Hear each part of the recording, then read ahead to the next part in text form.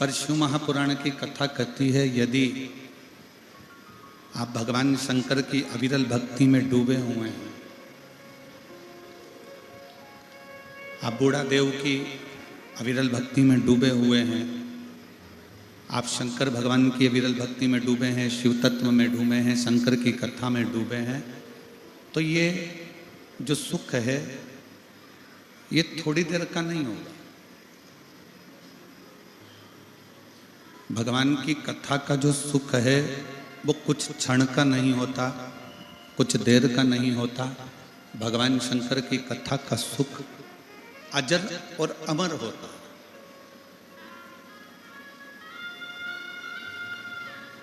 जैसे 33 कोटि देवताओं में अजर और अमर है मेरे भगवान शंकर।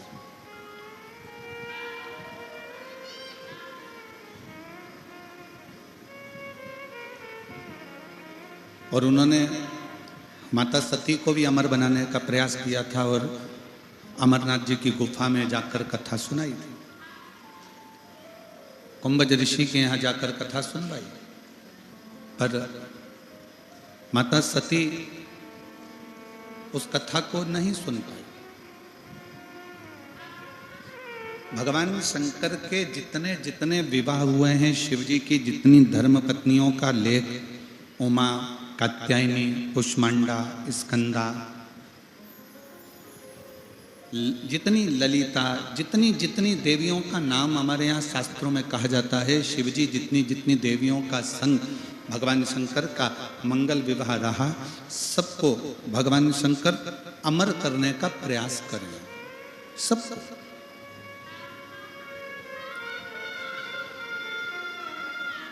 पर सब अमर नहीं हो पाए। फिर आखिरी में माँ जगतजननी पार्वती जी को अमर करने के लिए अमरनाथ जी की गुफा में कथा सुनाई।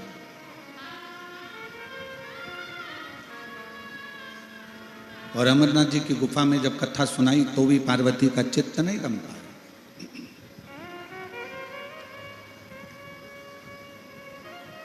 शिव महापुराण की कथा एक बड़ी सुंदर बात कहती है। शिव कथा कहती है कि जो शंकर भगवान के मंदिर तक जाता है या शंकर भगवान की अविरल भक्ति को धारण करता है या शिव महापुराण की कथा को श्रवण करता है या भगवान शंकर की भक्ति में जो रमता है, वो उम्र से भले अमर ना हो पर वो अपने कर्म से जरूर अमर हो जाता है। उम्र से अमर हुए कि नहीं हुए वो वर्णन नहीं है, पर अपना कर्म, अच्छे कर्म से, अच्छे कार्य के बल पर आप अमर हो सकते हैं। और फिर निवेदन है, मत बुरे कर्म कर बंदे वरना पछताएगा, भगवान की आंखों से तू बच नहीं पाएगा, तू बच नहीं पाएगा। अरे ओ अज्ञानी मत कर नादानी, अरे ओ अज्ञानी मत कर नादानी। तेरे कर्म का फल भी तू ही पाएगा, जैसा किया तूने तेरे आगे आएगा। मत बुरे कर्म कर बंदे वरना पछताएगा, भगवान की आंखों से तू बच नहीं पाएगा, तू बच नहीं पाएगा। आप उम्र से भले अमर हो ना हो, शिव पुराण कह रही है, जितनी उम्र परमात्मा ने लिख कर भेजी है, वो उम्र तो आपकी रहेगी। जितनी उम्र लिखा कर लेकर आए हो, वो उम्र तो तुम्हारी रहेगी। उम्र से तुम अमर हो कि नहीं हो वो बात अलग है, पर शिव पुराण की कथा कहती है कि अपने कर्म से कोई कर्म अपनी जिंदगी का ऐसा करो, किसी भूखे को भोजन कराना, प्यासे को पानी पिलाना, किसी बीमार व्यक्ति की औषधि कराना, कोई शिक्षा ग्रहण करना चाहता है उसकी शिक्षा की व्यवस्था करना, ये ऐसा कर्म है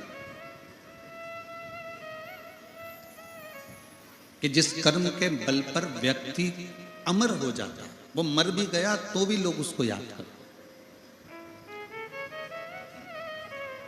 और मेरी जीजियों, मेरे जीजाओं, मेरी बेटियों, बेटाओं, मेरी माओं, मेरे भाई, मैं पूरे कांकेर क्षेत्र की, इस कोपपुर की कथा के जितने भी श्रोता भाई बहन हैं उनको धन्यवाद देता हूं कि आप लोग शिव महापुराण के तत्व को जाने।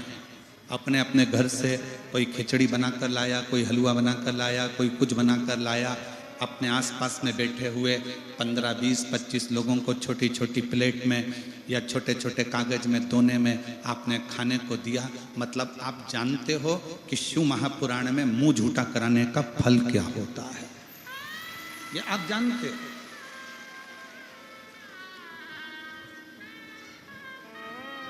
बड़ी खुशी होती है।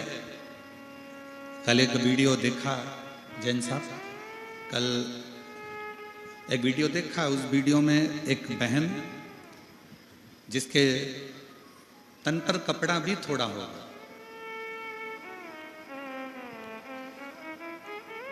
छोटा सा झोला है उसका, वो भी पन्नी का, सफेद कलर का, और वो रोड के किनारे पर खड़ी होकर कागज में निकाल निकाल कर खिचड़ी, चावल, और चावल के ऊपर कोई सब्जी डाल रही थी, लंबी लंबी फली की, वो डालकर और सबको दे रही थी। उस वीडियो पर जो कमेंट्स लोगों ने लिखे वो ये लिखे कि दान करने वाले की कोई हैसियत नहीं होती, दान करने वाले का दिल होता है। दिल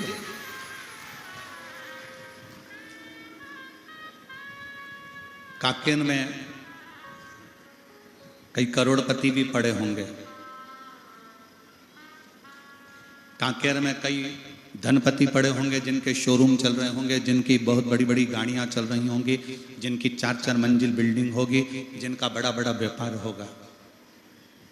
फिर भी उनका धन किसी भूखे के भोजन में नहीं लग पाता, उनका धन बीमारी में जरूर लग जाता है।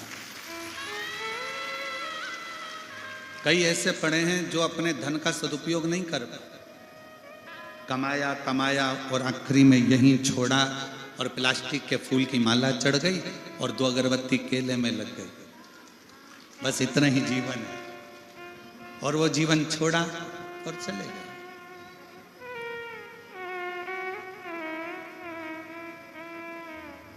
जरूरी नहीं कि आप बहुत बड़ा भंडारा करोगे तो प्रसिद्ध हो,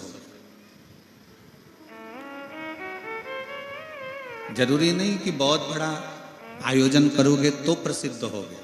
शिव महापुराण की कथा कहती है, बन सके अपने आसपास में रहने वाला कोई बच्चा भी अगर भूखा है, उसको शिक्षा की जरूरत है, चिकित्सा की जरूरत है, तो उसको भी अगर शिक्षा, चिकित्सा या भोजन दे देते हो तो भी तुम भंडारा करने के बराबर ही हो,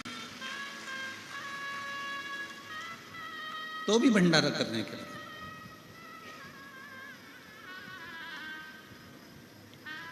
हमारी बिटले सेवा समिति कुबेरेश्वर धाम अन्न क्षेत्र तो चलाता है निःशुल्क, जिसमें 25 से 50 हजार लोग रोज भोजन करते हैं। एम्बुलेंस भी चलाता है जिससे मरीज को उसके घर तक छोड़ा जाता है, चिकित्सा भी कराता है। और हमारी बिटले सेवा समिति जिसमें तुम दान देते हो, 1 रुपया भी समर्पित करते हो, एक अन्न का दाना भी देते हो, वो विठले सेवा समिति कई बच्चे, कई बेटे, कई बेटियां जो उनकी पढ़ना चाहते हैं, एजुकेशन करना चाहते हैं और उनके पास पैसा जमा करने का भी पैसा नहीं होता, तो उनके कॉलेज और स्कूल की फीस भी जमा कर कर उनको पढ़ाता है। ये समिति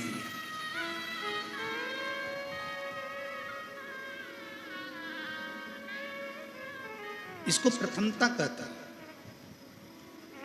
और मैं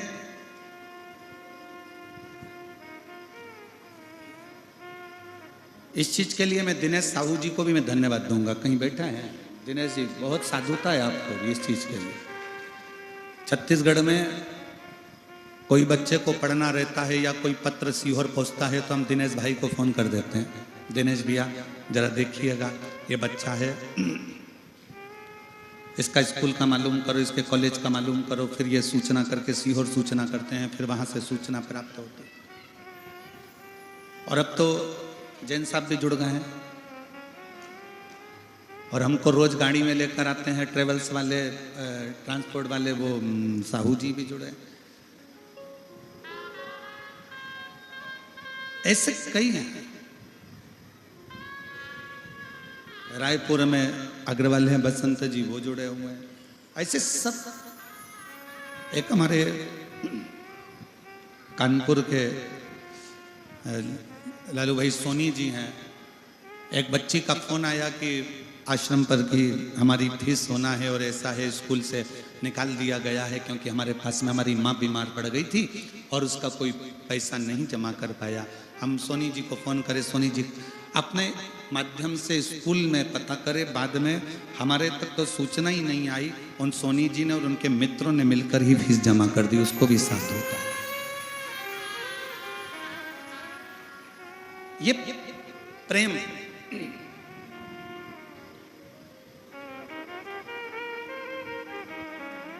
जरूरी नहीं कि आप बहुत बड़ा भंडारा करेंगे तो आपकी प्रसिद्धि रहेगी।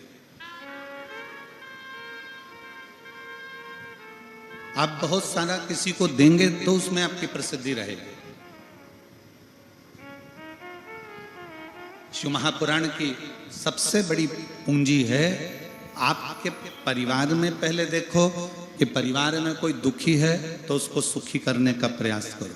परिवार में सब सुखी हैं तो अपने मोहल्ले में देखो, मोहल्ला सुखी है तो अपनी कॉलोनी में देखो, कॉलोनी सुखी है तो अपने पंचायत में देखो, पंचायत सुखी है तो अपने फिर क्षेत्र में देखो, खेड़े में, गांव में, वहाँ सुखी है तो अपना जिला देखो, जिला सुखी है तो प्रदेश देखो, और प्रदेश सुखी है तो अपना देश देखो। कहीं ना कहीं सबको सुखता प्रदान हो, सबको आनंदता प्रदान हो, ये अपने जीवन का लक्ष्य।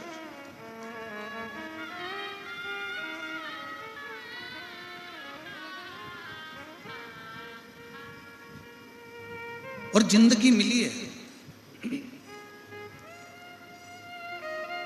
जीवन मिला है। ये मनुष्य की जो देह है, मानव का जो शरीर है, ये मानव का शरीर कोई साधारण शरीर नहीं है, बड़ा मुश्किल से मिला। ना जाने कितने कितने पापड़ बेले होंगे ऊपर जाके, तब जाकर ये मानव का शरीर मिला।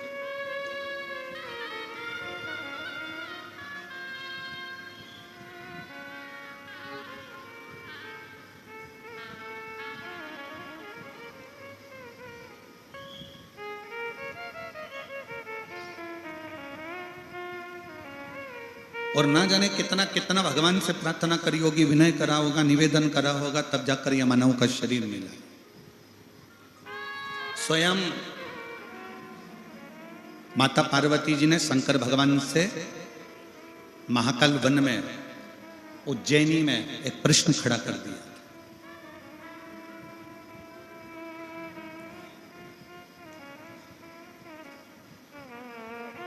माँ जगत जननी जगदम्बा ने महाकाल वन में, उज्जैनी में एक प्रश्न खड़ा कर दिया था पार्वती जी कि 83,99,999 योनियां काटने के बाद ये 84 लाखवें नंबर की योनि है मनुष्य की देह, मानव का शरीर।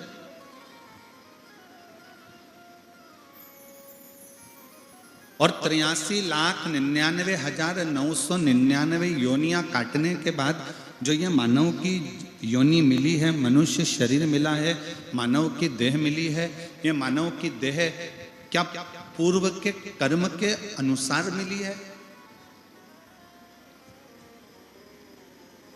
भगवान ओघड़दानी मेरे काल अधिपति महाकाल राजा ने कहा, सुनो पार्वती, ऐ पार्वती सुनो, पूर्व के कर्म भोगते भोगते भोगते भोगते मनुष्य मानव की देह तक आता है,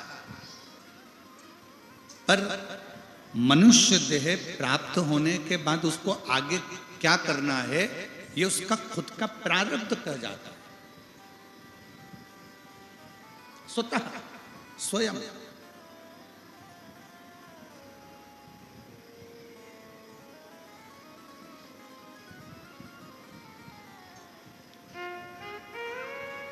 कितनी माताएं बैठी हैं जो शंकर जी के मंदिर में एक लोटा जल चढ़ाती हैं? रख लो। मेरे कितने बेटे, कितनी बेटी और कितने मेरे जीजा बैठे हैं जो शंकर जी के मंदिर में एक लोटा जल चढ़ाते हैं? धन्यवाद, रख लो। आपको मालूम है कि शिव के मंदिर में जब तुम जल चढ़ाने के लिए जाते हो, अपने घर का एक लोटा भरकर शंकर जी के मंदिर तक लेकर जाते हो, उस बीच में तुम कितनों का कल्याण कर देते हो?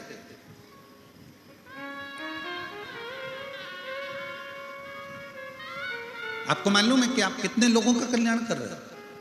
आपको यह नहीं मालूम, दुनिया के लोगों को लगता है कि किसी पर पैसा खर्च करोगे तो कल्याण होगा। ना ना ना, किसी को कपड़ा दोगे तो कल्याण होगा, किसी को भोजन दोगे तो कल्याण होगा, किसी को वस्त्र दोगे तो कल्याण होगा, किसी को आभूषण दोगे तो कल्याण होगा, किसी को सोना चांदी दोगे तो कल्याण होगा। ना, शिव महापुराण की कथा कहती है, आप जब भरा हुआ लोटा लेकर, कलश लेकर, घर से भरा हुआ पात्र लेकर जब निकल कर मंदिर के लिए जाते हो, उतनी दूर में कोई गाड़ी वाला, कोई निकलने वाला आपके मुख का दर्शन कर लेता है, भरा हुआ बर्तन उसके सामने से निकल जाता है, तो उसका सुबह सुबह का समय शुभ हो जाता है और उसका कल्याण हो जाता है। यहां पर बुजुर्ग मेरी माताएं बैठी हैं, बुजुर्ग मेरे पितृतुल्य मेरे जीजा बैठे हुए हैं, और वो ये जानते हैं कि पुराने समय में एक नियम था, भरा हुआ घड़ा लेकर कोई स्त्री निकलती थी तो कहते हैं कि शुभ होता है। गाय अपने बछड़े को दूध पिला रही है और तुम निकल कर जा रहे हो तो शुभ होता है। सामने से अर्थी निकल कर आ जाए तो शुभ होता है। कोई माँ अपने बच्चे से स्नेह लड़ा रही है, लाड लड़ा रही है, प्रेम कर रही है अपने पुत्र से, तो वो शुभ होता है। कोई माँ अपने बच्चे को गोदी में लेकर आवे, वो शुभ होता है। ये शुभ सूचक है।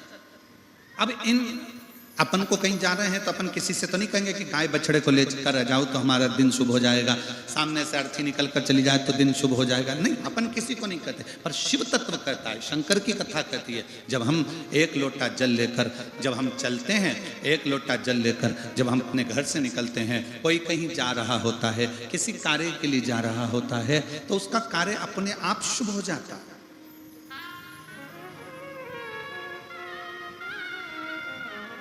एक बहन ने एक पत्र लिखा है,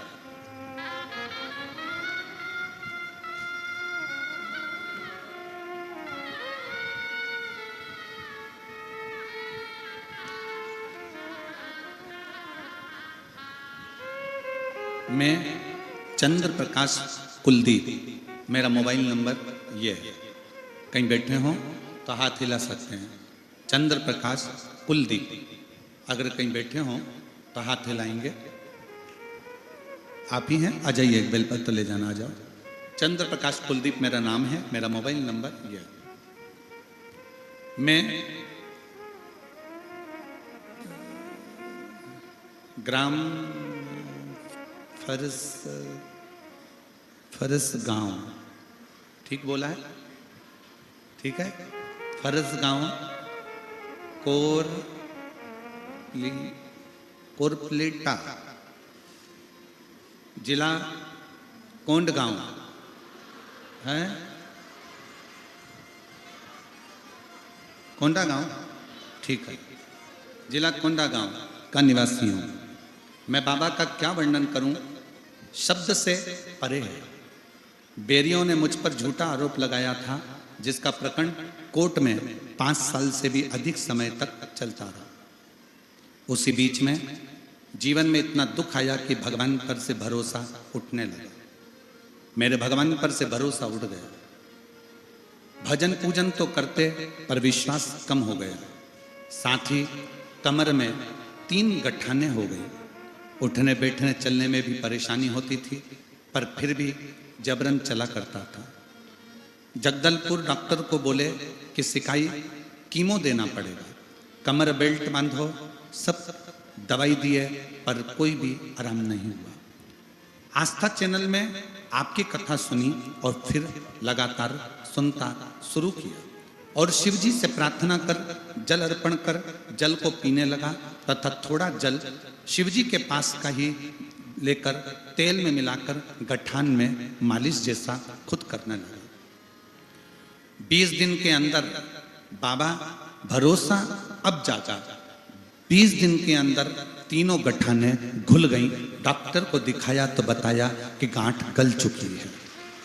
अब शिव शिव है। जो केस चल रहा था बाबा के भरोसे पर छोड़ा और बाबा जी ने 27 दिन के अंदर उस केस में भी मुझे निराकरण कर दिया और मेरे पक्ष में। मैं गुरुजी एक बात कहना चाहता हूं, शिव महापुराण का पंडाल, शिव महापुराण की कथा कोई साधारण नहीं है। ये स्वयं शंकर करते हैं और शंकर ही पूर्ण करते हैं। ये शिव है, ये शिव का एक भरोसा, एक विश्वास, एक दृढ़ता।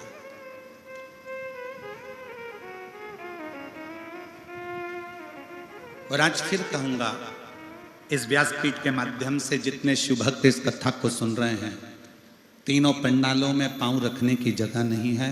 पीछे के टेंट, साइड के टेंट जितने लगाए गए हैं यजमान ने, सब भरे पड़े हुए हैं और कई लोग बाहर धूप में भी खड़े हुए हैं।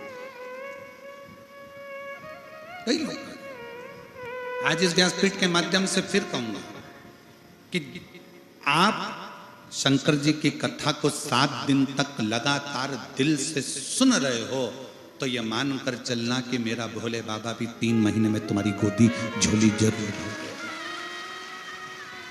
भरेगा।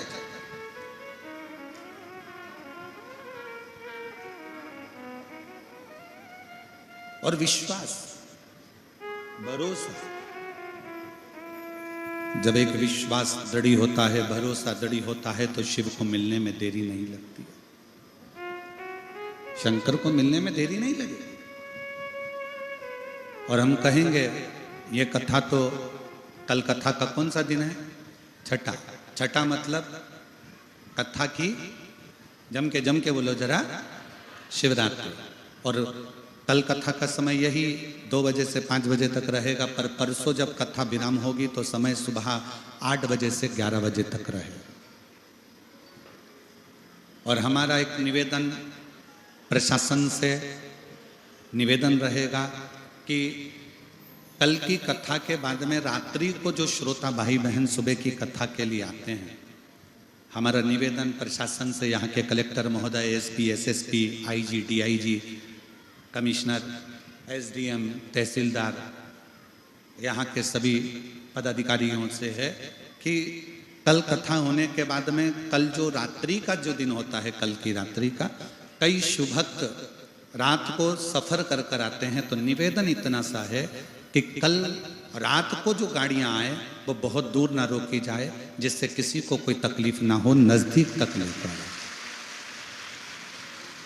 केवल एक रात्रि की बात है, क्योंकि ये शिव भक्त जो रात्रि को आएंगे, हो सकता है बहुत सारे जीव जंतु आसपास में रहते हैं, कोई परेशानी किसी को ना हो। वन विभाग की टीम तो यहाँ पर मौजूद है ही, संभाल ही रही है, पूरा वन विभाग इसको देख रहा है। पर निवेदन हमारा इतना सा है यहाँ पर कलेक्टर महोदय, SP, SSP, DIG, IG, commissioner आदि सबसे, कि वो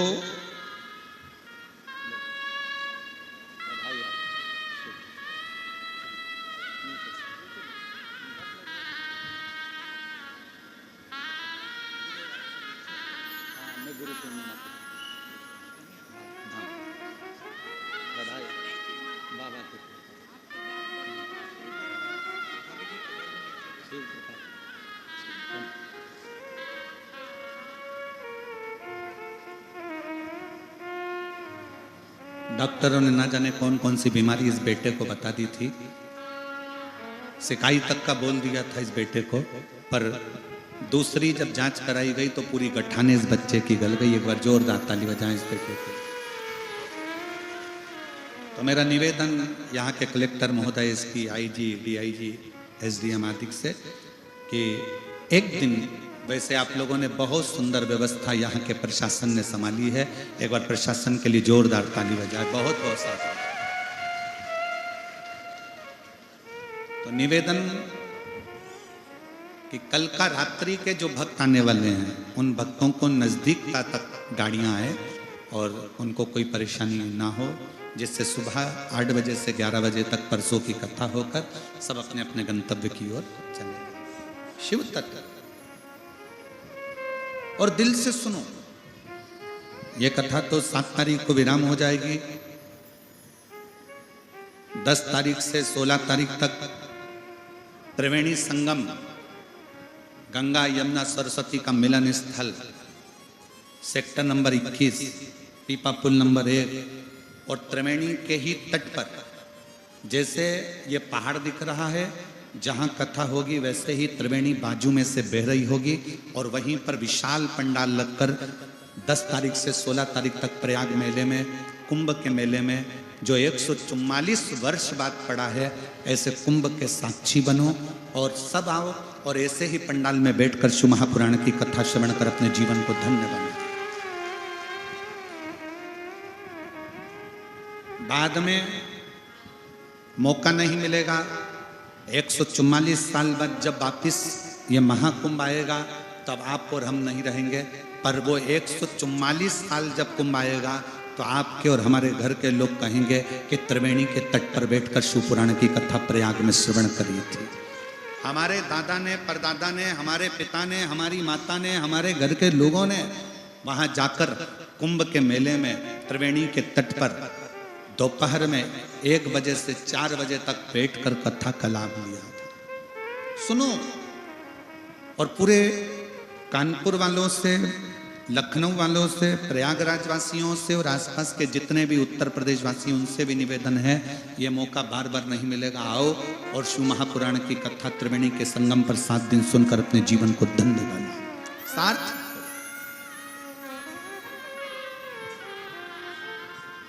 शिव तत्व है।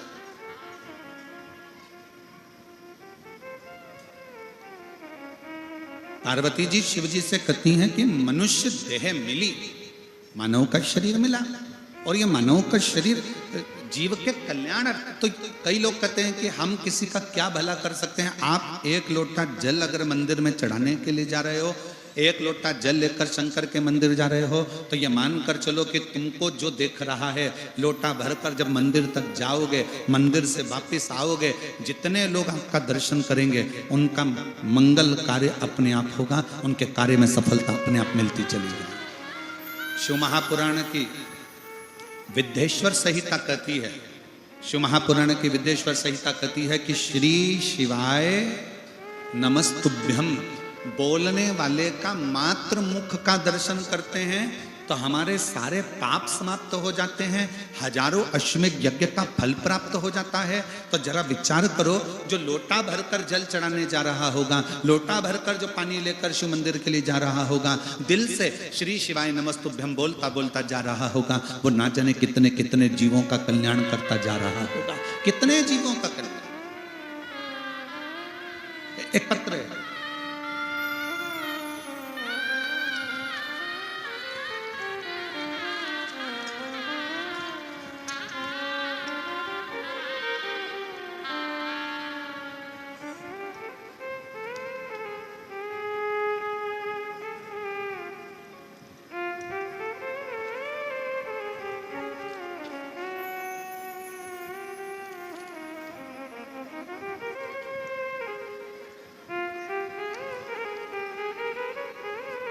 मेरा नाम आत्माराम नरेटी, मेरे धर्म पत्नी का नाम उषा नरेटी, जिला कांकेर, ग्राम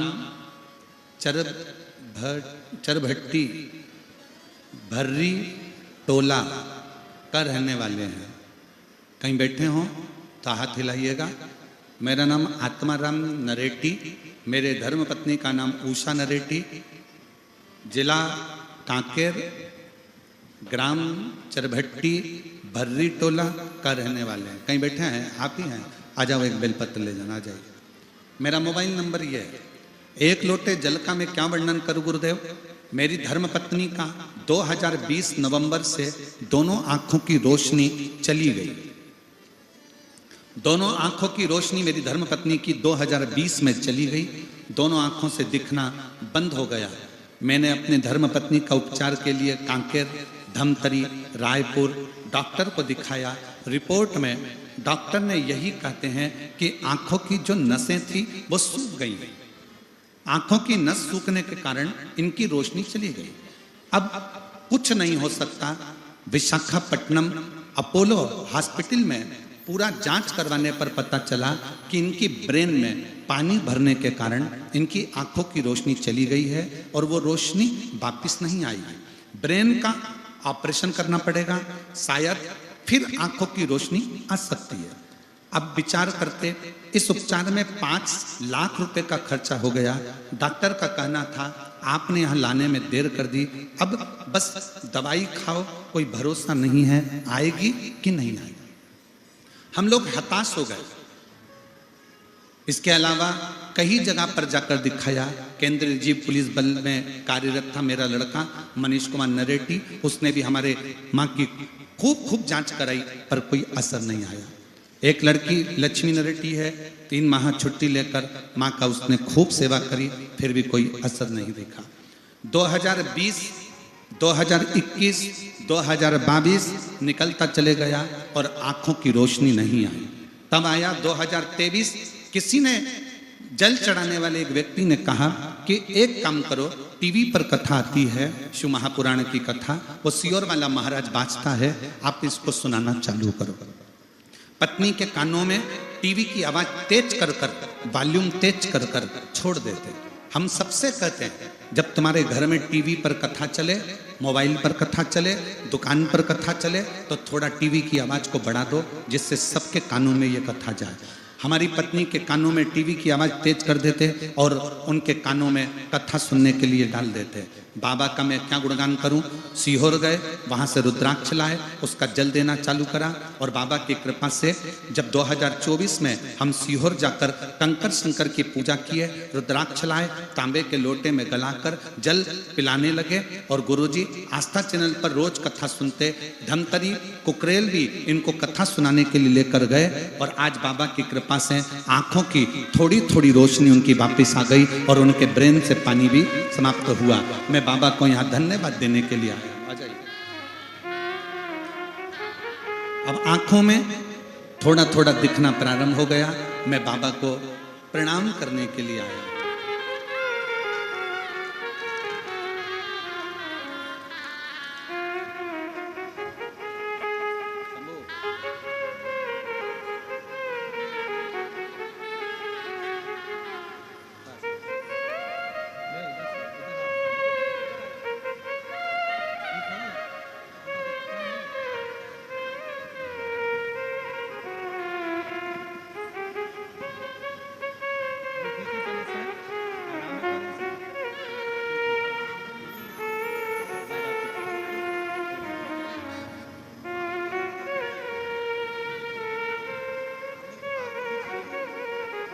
भैया कह रहे हैं आप पुलिस में, सीआरपीएफ में मेरी नौकरी थी। 2020 में आंखें चली गईं। 2020, 2021 तक पलंग से उठती नहीं, दीवार पकड़ पकड़ कर चलती, कुछ दिखता नहीं था। 2024 में शिव की कृपा से 2 पंडाल में कथा सुनवाई और बाबा के धाम कुबरेश्वर दादा के धाम जाकर कंकर शंकर की पूजन करी। अब आंखों में रोशनी वापस आई है, थोड़ा थोड़ा दिखना प्रारंभ हुआ और अब टीवी भी देख लेती हैं, लोगों को समझ भी लेती हैं, दूर से चेहरा भी थोड़ा समझ में आ जाता है और थोड़ा थोड़ा दिखना प्रारंभ हो गया। एक बार जोरदार ताली बजा।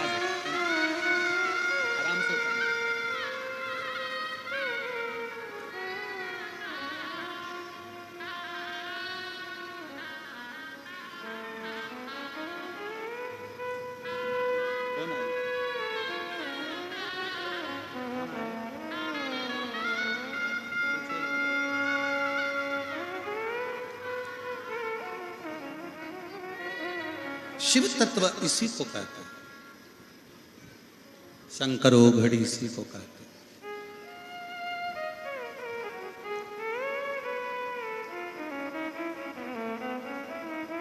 और जब आपका विश्वास, जब आपका भरोसा दृढ़ होता है, विश्वास की दृढ़ता जब पूर्ण होती है, तब शिव कृपा जरूर करते हैं। भैया कह रहे थे अब यार कि मैं पुलिस में नौकरी करा हूं, पर हम लोग भी इतना विश्वास नहीं कर पाते थे, पर हमें क्या पता था कि शिव महापुराण का पंडाल, शिव महापुराण की कथा क्या व्यक्ति को रोग से मुक्त कर सकती है। देखिए, डॉक्टर शंकर का एक रूप होता है। हम हमेशा अपनी कथा में वर्णन करते हैं कि तुम्हारे को शरीर में कष्ट है, बीमारी है, रोग है, तकलीफ है, सबसे पहले अगर कोई बीमारी का लक्षण नजर आता है तो अपने नजदीकी हॉस्पिटल में जरूर जाओ, अपने नजदीकी हॉस्पिटल में जरूर पहुंचो।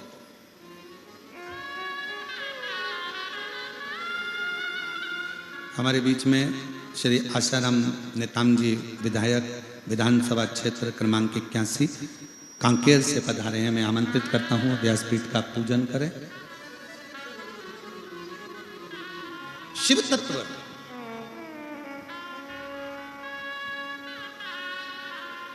शंकर ओखड़ी दयालु दातार शिव की कृपा कर।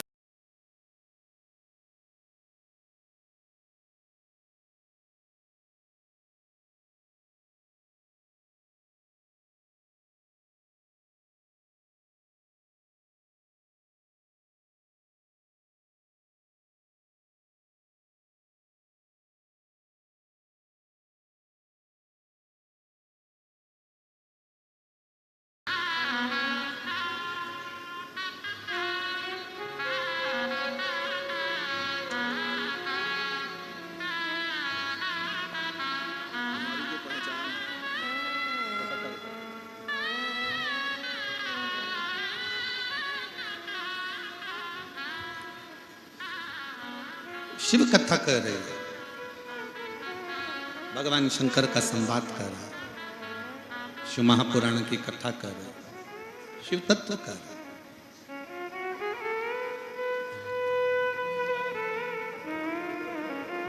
शिव महापुराण की कथा कहती है, शिव पुराण वर्णन करती है।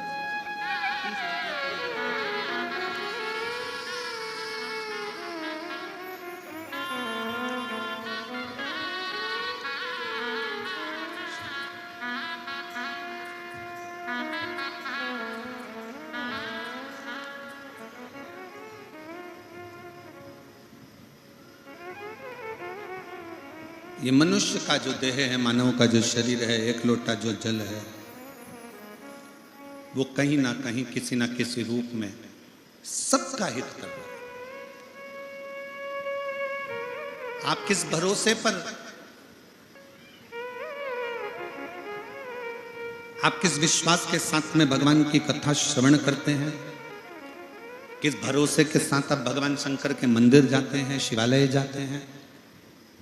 कितना सुंदर प्रसंग है कि कामदेव, कोई कहता है कि शंकर भगवान ने कामदेव को जलाकर भस्म कर दिया, पर विचार तो करो कि जिस समय पर शंकर भगवान की समाधि तोड़ने का समय आया, तारकासुर ने उपद्रव मचाया, और तारकासुर उपद्रव करते हैं और कामदेव समाधि तोड़ने के लिए जब नाम लिया गया कि समाधि कौन तोड़ेगा, ये समाधि तोड़े तो तोड़े कौन तोड़ सकता।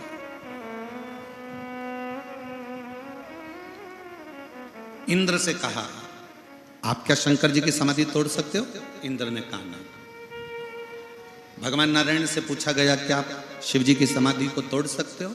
नहीं। ब्रह्मा जी से कहा गया, आप शंकर जी की समाधि तोड़ सकते हो? नहीं।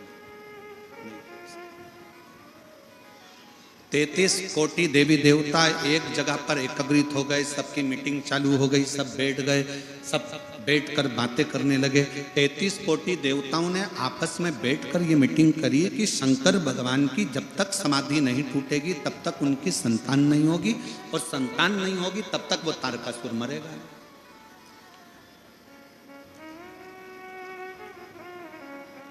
तारकासुर को मारने के लिए शंकर भगवान की समाधि को तोड़ना जरूरी है,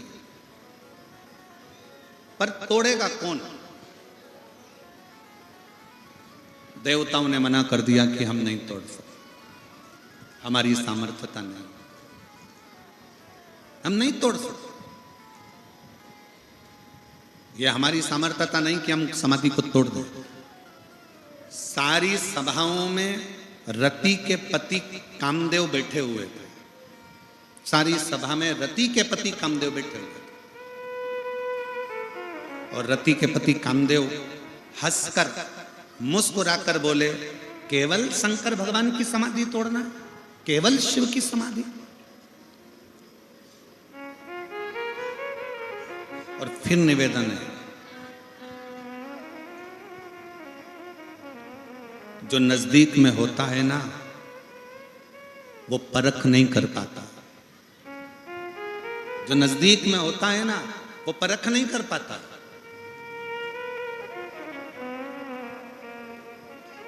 आधे से ज्यादा तो घर के लोग अपने बच्चों का विल पावर कमजोर कर देते, तेरे बस का नहीं है, तू आगे नहीं बढ़ सकता, तू एग्जाम पास नहीं कर सकता, तू ये नहीं कर सकता, तेरी सरकारी नौकरी नहीं लग सकती, क्यों फालतू के पीछे पड़ा हुआ है, चल दुकान पर जाना चालू कर, व्यापार चालू कर, काम धंधा चालू कर। बल्कि अपने घर के बच्चों का विल पावर मजबूत करिए और अपने घर के बच्चों से कहो, भले जंगल में रहते हैं, भले अपन कहीं पर भी निवास कर रहे हों, भले अपना कामकाज ज्यादा नहीं है, पर मुझे विश्वास है बेटा, तू एक ना एक दिन नाम रोशन जरूर करेगा, कर मेहनत, अपनी लगनता से काम, तू अपनी लगनता से काम कर, एक दिन तू नाम रोशन जरूर करेगा।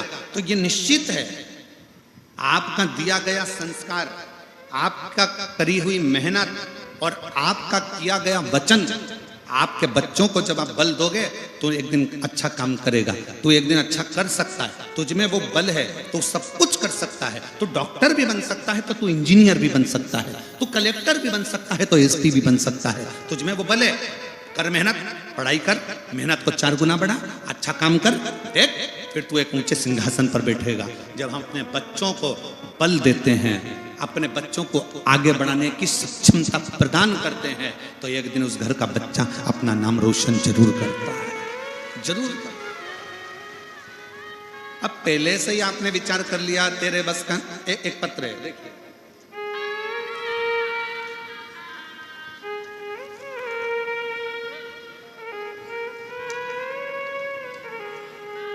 मेरा नाम श्रीमती अनसुईया सोनबोई है, कहीं बैठी हो अनसुईया सोनबोई, मेरा निवास स्थान दुर्ग, जिला दुर्ग, छत्तीसगढ़ से आई है। आप ही हैं? एक बार हाथ हिलाओ, वापिस आ जाइए, एक बेलपत्र लेकर जाइएगा, आ जाओ। मेरा नाम श्रीमती अनसुईया सोनबोई है, मेरा निवास स्थान दुर्ग, जिला दुर्ग की हूँ। मैं यहाँ पर 7 दिन के लिए कथा श्रवण करने के लिए बाबा के इस पवित्र धाम में आई। महादेव का मैं क्या वर्णन करूँ गुरु जी, इनकी लीला अपरंपार है।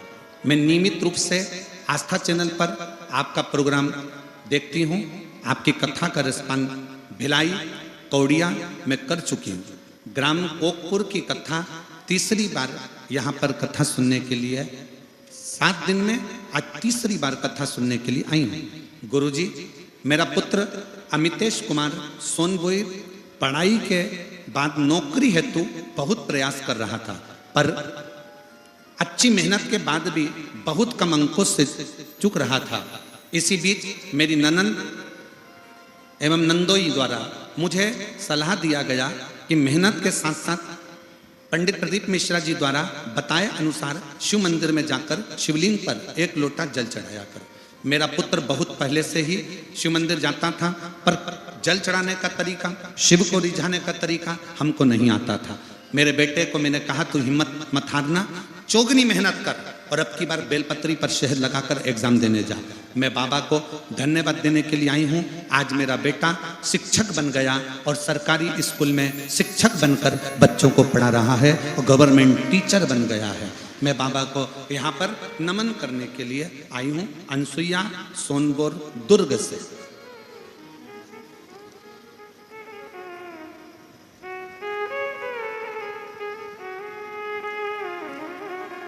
शिव तत्व किसको कहते हैं?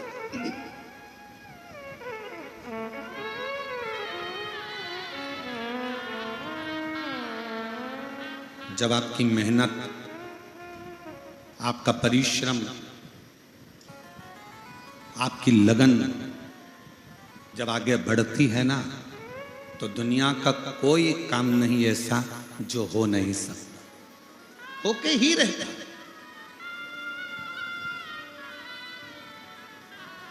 अब व्यक्ति पहले से ही सोच ले मेरे बस का है ही नहीं, मेरे बस का है ही नहीं, मेरे बस का है ही नहीं।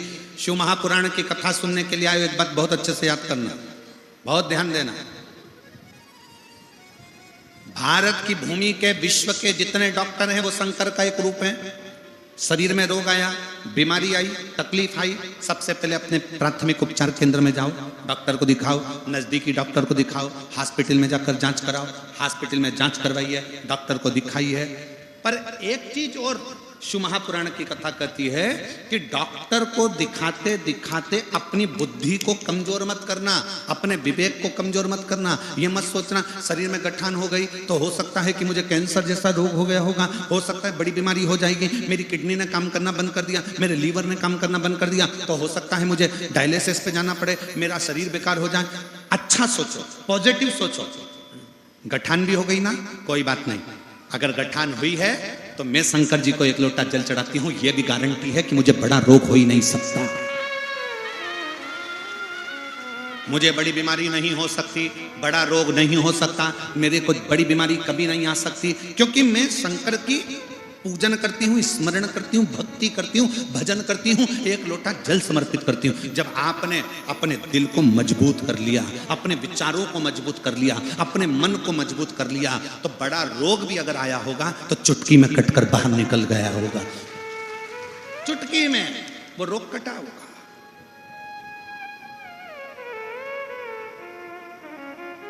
कल एक पत्र पढ़ा था और वो आई भी थी, वो भाई आए थे कल जिनका पत्र पढ़ा था, जिनका दोनों किडनी खराब हो चुकी थी।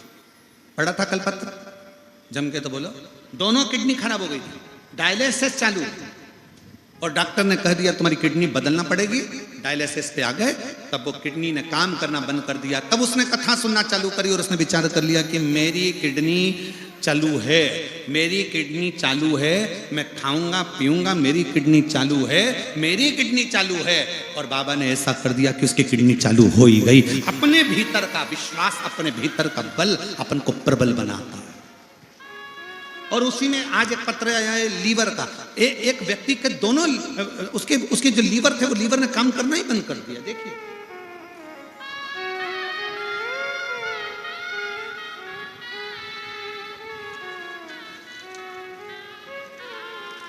मेरा नाम,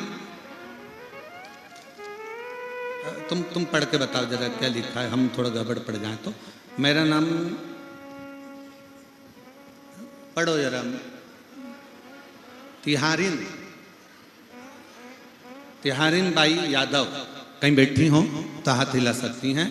ग्राम लहसुन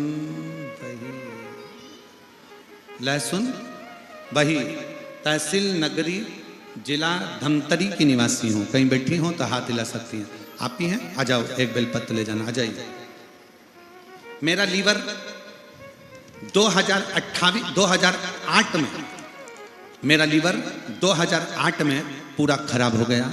मेरे लीवर ने काम करना बंद कर दिया। अब जरा देखिएगा कौन सा सन चल रहा है, 2025।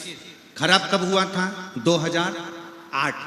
2008 में मेरा लीवर पूरा खराब हो गया, डैमेज हो गया, लीवर ने काम करना बंद कर दिया। डॉक्टर ने ऑपरेशन का कह दिया, पर डॉक्टर जब ऑपरेशन का बोले, हमारी आर्थिक स्थिति ठीक नहीं थी, हम ऑपरेशन नहीं करवा पाए। तब हम दवाइयाँ लेते लेते रहे, पर हर साल डॉक्टर कहता रहा कि लीवर बदलना पड़ेगा, लीवर डैमेज है। 2008 में ही आपकी कथा हमने टीवी पर सुनी थी, और 2008 में कथा सुनी, 2009 2010 निकला, और बाबा की कृपा से आज मैं बाबा को धन्यवाद देने के लिए सामने आई हूं कि मेरा लीवर पूर्ण तरह से काम कर रहा है और मेरा लीवर ठीक हो गया। यह शिव तत्व है। आप किसके आश्रित हो, किसके भरोसे हो? जब आपने मन में सोच लिया, विचार कर लिया कि मुझे कोई बड़ी बीमारी नहीं है, तो वो बीमारी नहीं आएगी। तुमने सोच लिया मेरे घुटने तो बड़े बेकार हो गए, नीचे बैठते ही नहीं बने, नीचे बैठते ही नहीं बने, तो वो घुटने वैसे ही होते चले जाते हैं और फिर नीचे बैठने के लायक तुम होते ही नहीं हो। तुमने सोच लिया कि मेरे घर की बहू तो बेकार ही है, दिन भर गाली देती है, तो वो बहू एक ना एक दिन बेकार होती चली जाती है। तुमने सोच लिया कि मेरी बहू जैसी कोई नहीं है, तो वो बहू एक नंबर होती चली जाती है। ये तुम्हारे मन की धारणा,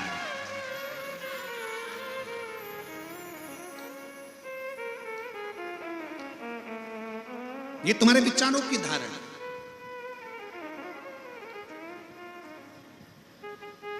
कोई व्यक्ति अगर गंदा नजर आता है ना, तो उसे वो गंदा ही दिखेगा। जितनी बार देखोगे ना उसमें गंदगी नजर आएगी। कोई व्यक्ति बेकार नजर आएगा ना, तो उसमें बेकार ढूंढते रहोगे, बेकार ढूंढते रहोगे, बेकार ढूंढते रहोगे। ये तो ऐसा है, ये तो वैसा है, ये तो ऐसा है, ये तो वैसा है। और जब व्यक्ति में अच्छाई देखोगे ना, जैसे एक माँ अपने लड़के की जब शादी करती है, तो लड़की जब देखने जाती है ना, तो लड़की देखकर जब आती है ना, इतनी खुश होती है, इतनी बढ़िया लड़की है गुरुजी, इतनी बढ़िया है, इतनी बढ़िया है। हम 8 लोग गए थे गुरुजी लड़की देखने के लिए, बिल्कुल नहीं बोली, इतनी अच्छी लड़की है। गुरुजी फोटो देखो और फोटो देख के बताओ लड़की कैसी है। हमने भी फोटो देखकर कह दिया अम्मा अभी नहीं बोली है, जब आएगी तब बोलेगी, और वो बोलेगी तो तू डोलेगी। ये पक्का।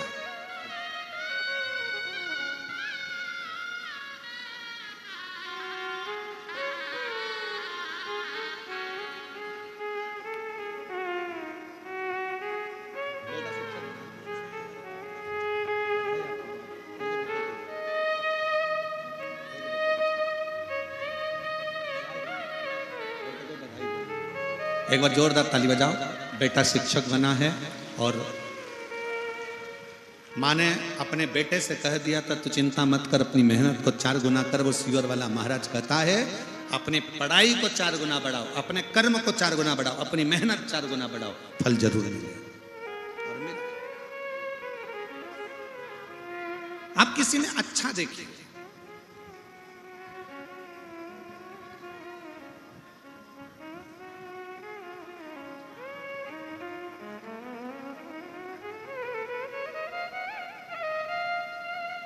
एक बात आप लोगों से पूछें, उत्तर दोगे क्या? कांकेर वाले कोकपुर वाले जम के तो बोलो जरा। ठीक है,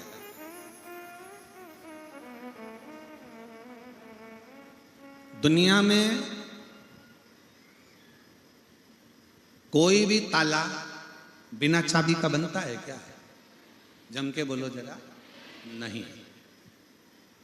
पुरानी से पुरानी फिल्में बनी हो, वीडियो बनी हो, उनको भी निकालना, तहखाने बने हो, खजाने की फिल्म बनी हो, वो भी निकाल लेना, उसमें भी कोई ना कोई चाबी ताले की जरूर। जब बिना चाबी का कोई ताला नहीं होता, ताला बना है तो उसकी चाबी भी जरूर होगी।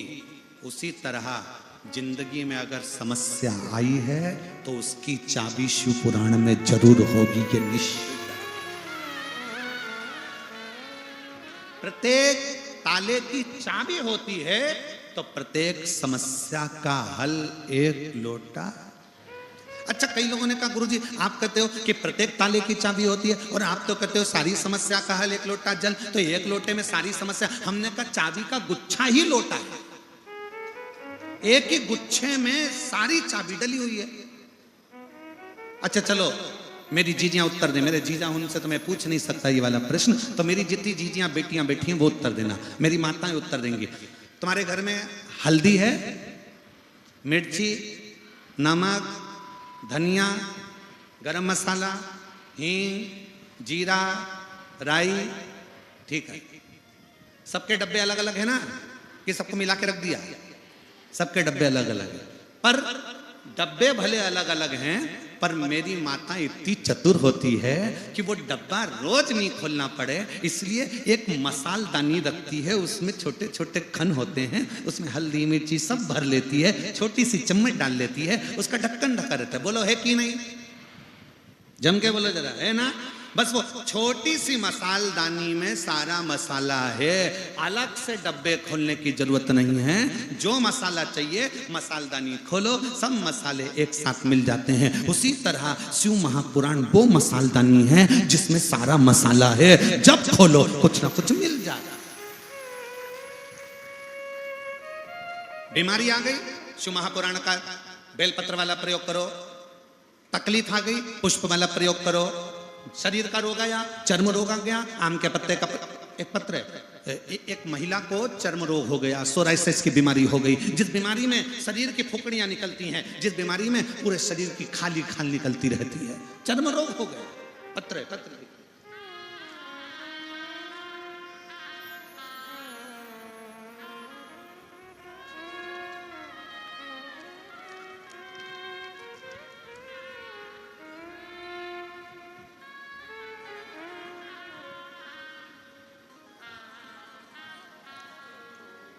तेश्वर कुमार जैन, अलबेला पारा, अलबेला पारा, कांके।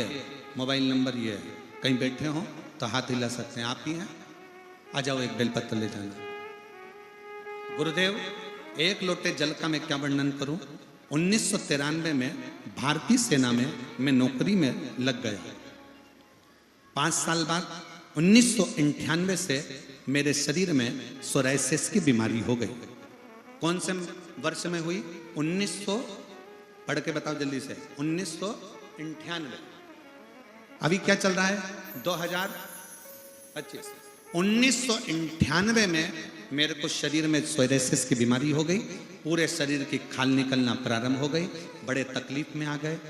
सारा इलाज जहां जहां पोस्टिंग होती वहां वहां इलाज कराते, पर हाथ की चमड़ियां निकलती रहती।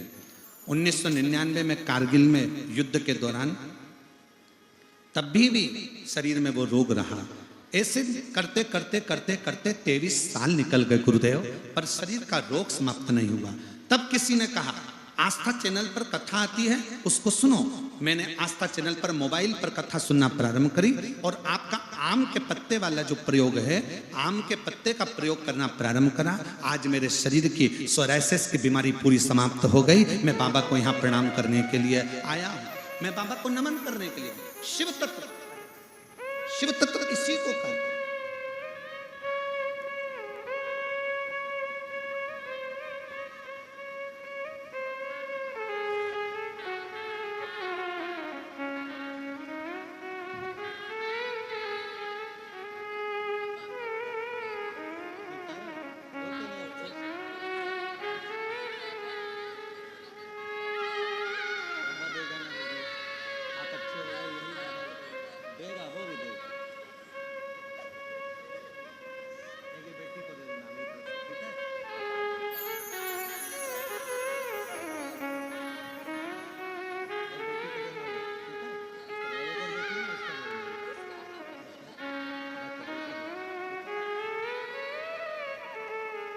लीवर पूरा डैमेज हो गया था 2008 में, और बाबा की कृपा से लीवर ने काम करना प्रारंभ करा। एक बार जोरदार ताली बजाकर साधुता दीदी के लिए।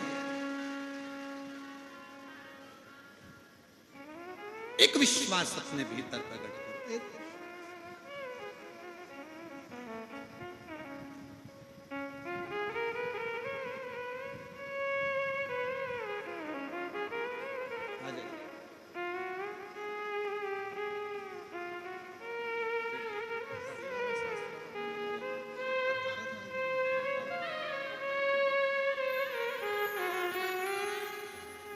सोराइसिस का बीमारी हो गया था सन 98 से, और सालों साल वो बीमारी रही। डॉक्टर एक ही बात कहते थे कि ये बीमारी कभी नहीं जाती है, पर भैया आज पूर्ण तरह से स्वस्थ हुए हैं। एक बार जोरदार ताली बजाएं। साधु शिव तत्व शंकर, काल के पंजे से है मां बचाओ।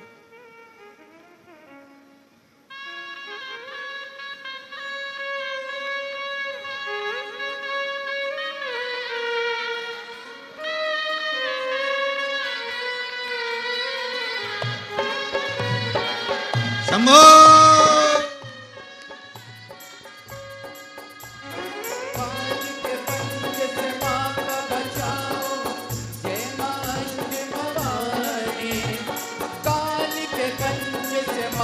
बचाओ जय मां अष्ट भवानी मां, जय मां अष्ट भवानी मां।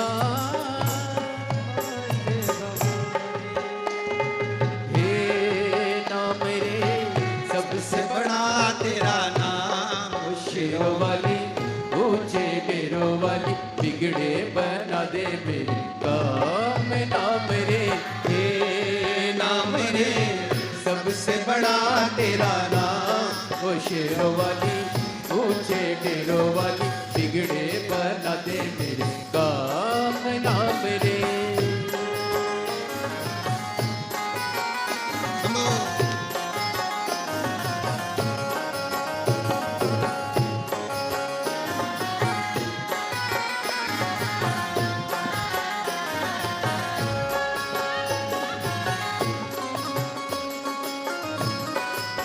शंभो।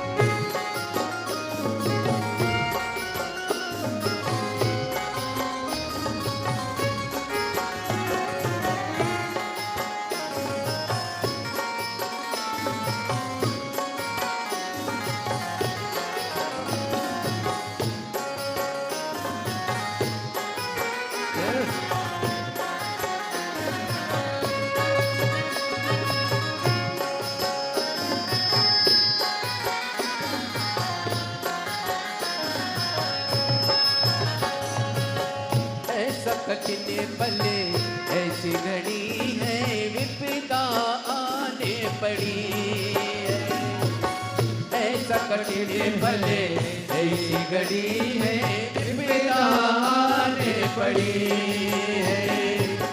तू ही दिखा में रास्ता ये दुनिया रास्ता रोके खड़ी,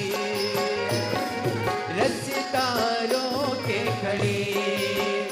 मेरा जीवन बनाएगी संग्राम, ओ शेरों वाले ओ शेरों वाले बिगड़े बना दे मेरे काम। नाम रे हे नाम रे सबसे बड़ा तेरा नाम, ओ शेरों वाले ओ शेरों वाले बिगड़े बना दे मेरे काम। नाम रे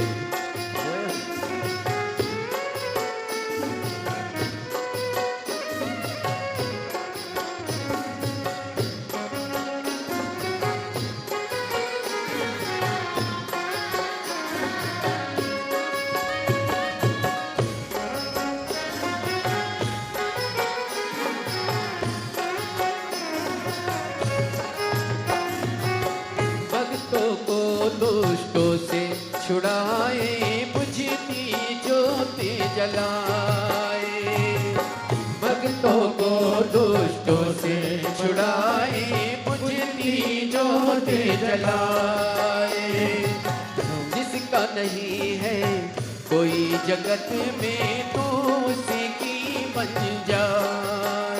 तीनों लोग करे तो है प्रणाम, ओ शेरों वाले ऊंचे डेरों वाले, बिगड़े बना दे मेरे काम नाम रे, हे नाम रे, सबसे बड़ा तेरा नाम। ओ शेरों वाली ऊंचे डेरों वाली, बिगड़े बना दे मेरे काम नाम रे।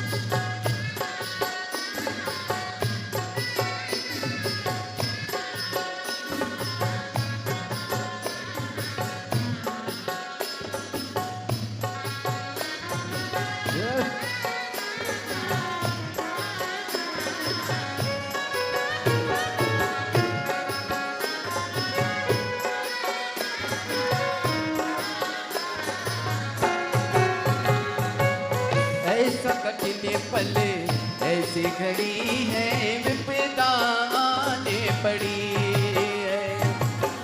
ऐसा कठिन पल ऐसी घड़ी है, विपदा आने पड़ी है। तू ही दिखा दे रास्ता, ये दुनिया रास्ता रोके खड़ी है। मेरा जीवन बना एक संग्राम, ओ शेरों वाली ऊंचे डेरों वाली, बिगड़े बना दे मेरे काम नाम रे, हे नाम रे, सबसे बड़ा तेरा नाम। ओ शेरों वाली ऊंचे डेरों वाली, बिगड़े बना दे मेरे काम नाम रे, सबसे बड़ा तेरा नाम। ओ शेरों वाली ऊंचे डेरों वाली, बिगड़े बना दे मेरे काम नाम रे, हे नाम रे, सबसे बड़ा तेरा नाम। ओ शेरों वाली ऊंचे डेरों वाली, बिगड़े बना दे मेरे काम नाम रे, हे नाम रे, सबसे बड़ा तेरा नाम। ओ शेरों वाली ऊंचे डेरों वाली, बिगड़े बना दे मेरे काम।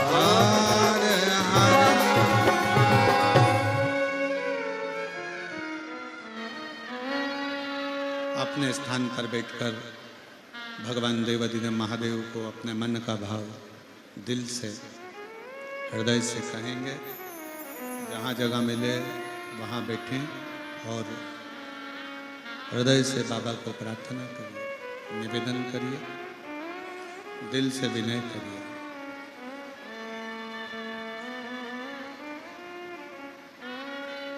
जहाँ भी जगह मिले बैठकर बाबा को हृदय से प्रार्थना करिएगा, दिल से निवेदन करिएगा, विनय करिएगा।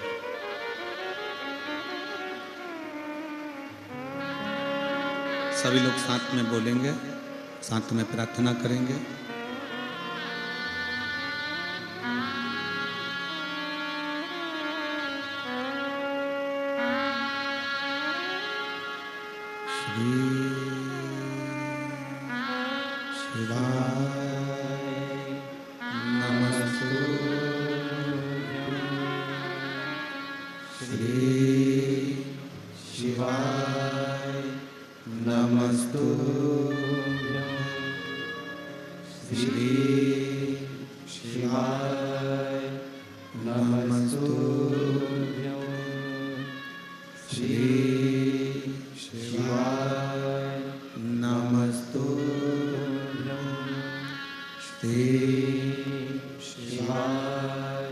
नमस्तुभ्यं भोला सब दुख काटो हमारा। ओ भोला सब दुख काटो हमारा। शिव शंकर जपू तेरी माला, भोले बाबा जपू तेरी माला। भोला सब दुख काटो हमारा। ओ भोला सब दुख काटो हमारा। वेश मंगल मंगलकारी, वेश मंगल मंगलकारी शमशान निवासी हमारा।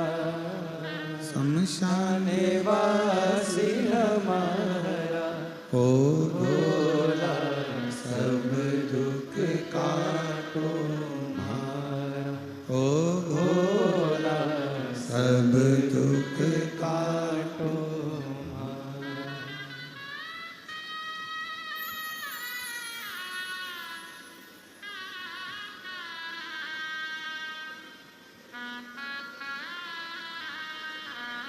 भगवान देवादिदेव महादेव, भगवान शिव, ओगरदानी, त्रिकालदर्शी, कैलाशी, विनाशी शंकर की कथा कर रही है। शिव तत्व कह रहा है। शिव महापुराण की कथा वर्णन कर रही है।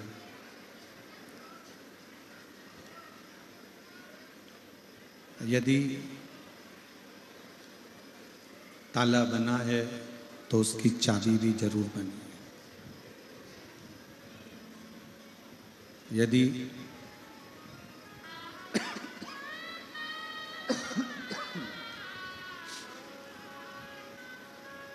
ताला बना है तो उसकी चाबी भी जरूर बनी। और यदि कोई समस्या जीवन में आई है तो उसका हल भी शिव महापुराण की कथा में जरूर है।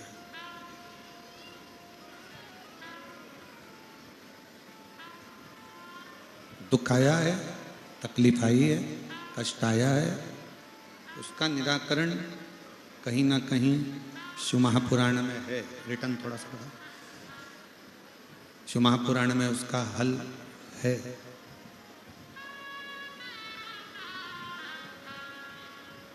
बस थोड़ा सा इंतजार, परमात्मा को पाने की एक ललकता, भगवान को प्राप्त करने का एक बल अपने अंदर।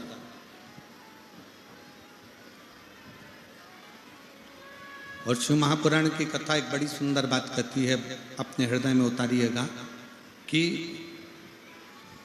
दुनिया में सब कुछ हार जाए ना चले।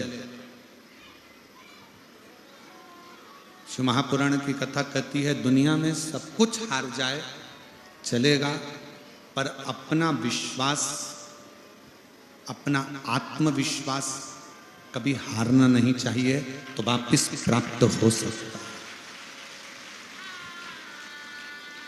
जो गया हुआ है ना, उसको वापिस पाने का तरीका है हमारे विश्वास, हमारा भरोसा।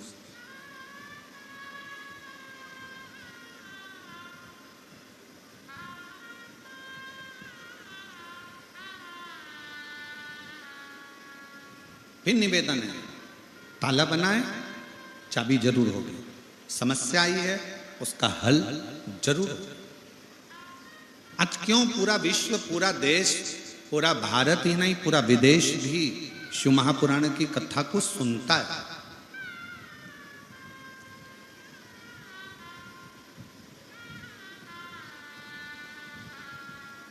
ऐसे घने जंगल में जरा विचार करिएगा कि ये लाखों की संख्या में शिव भक्त अगर आकर कथा श्रवण कर रहे हैं तो कुछ तो मेरे बाबा ने इनको दिया होगा और कुछ तो मेरा बाबा इनकी झोली में डालकर भेजेगा। तब तो ये कथा में आए।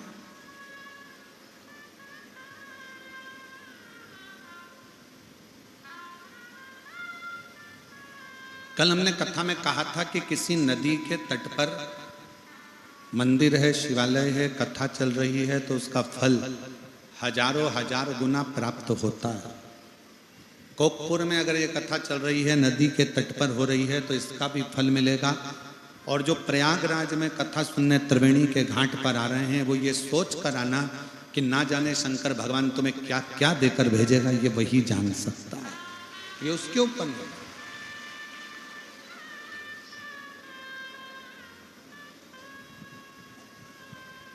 सब कुछ चला भी गया ना, कोई चिंता नहीं। अपने विश्वास को मत जाने, अपने ऊपर भरोसा पक्का रखना, अपने शिव पर भरोसा पक्का रखना कि मेरा बाबा तुम्हें कभी डूबने नहीं देगा।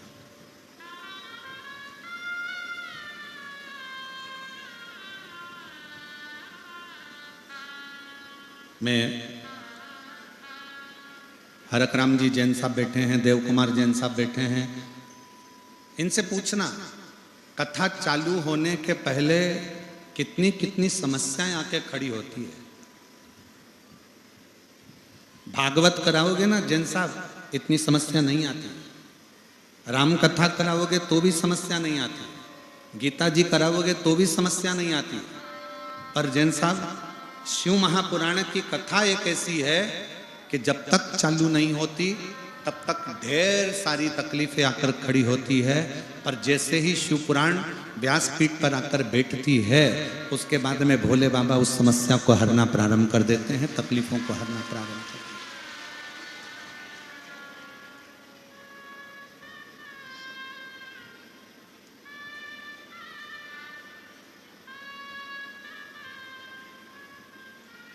उत्तर प्रदेश में माननीय मुख्यमंत्री जी योगी जी कथा का, वहां पर जो इतना बड़ा कुंभ का मेला है, प्रयाग का मेला है, कितनी व्यवस्था करी।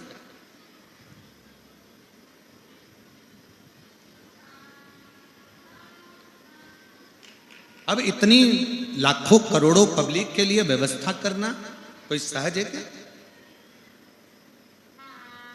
और कोई एक बार आकर यहां कोकपुर वाले जैन साहब से भी पूछना कि इतनी बड़ी व्यवस्था करने के लिए कितना कितना बल लगाना पड़ता है, कितनी कितनी व्यवस्थाएं करना पड़ती है।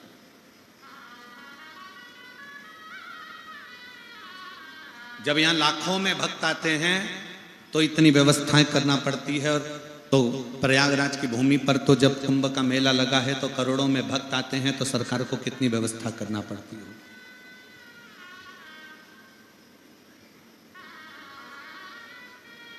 और दुनिया में सबको संतुष्ट करना भी कठिन है। यहां जितने लोग आए ना, हम सोचें कि सब संतुष्ट हो जाएं तो कठिन है। पर एक बात कहूंगा इस व्यासपीठ के माध्यम से कि मेरे कांकेर क्षेत्र के कोकपुर के और जितने भी शिव भक्त टीवी पर कथा सुन रहे हैं, मोबाइल पर सुन रहे हैं, उन सबको साधुवाद देता हूं कि आप लोग कथा में व्यवस्था देखने के लिए नहीं आते हो, आप लोग कथा में केवल शिव को पाने के लिए आते हो और शंकर की भक्ति लेने के लिए, केवल शिव भक्ति।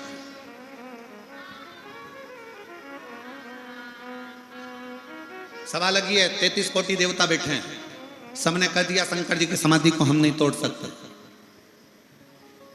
और तारकासुर को मारने के लिए शिव की समाधि तोड़ना जरूरी है। कौन तोड़ेगा?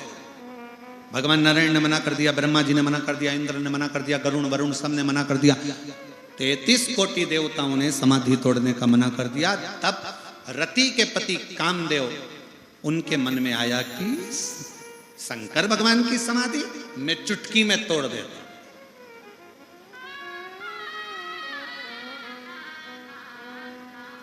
चुटकी दी। और ये बड़ा विचित्र है, बहुत सावधान होकर सुनिएगा, बहुत सावधान होकर। दूर के ढोल, जम के बोलो जरा, दूर के ढोल सुहावन। शंकर भगवान कौन है? कामदेव के। कामदेव के शंकर भगवान कौन लगते हैं? साडू भाई। शिव जी हैं सती के पति, कामदेव है रति के पति। रति भी दक्ष प्रजापति की बेटी और सती भी दक्ष प्रजापति की बेटी। दोनों साडू भाई हैं और दोनों एक दूसरे को जानते हैं।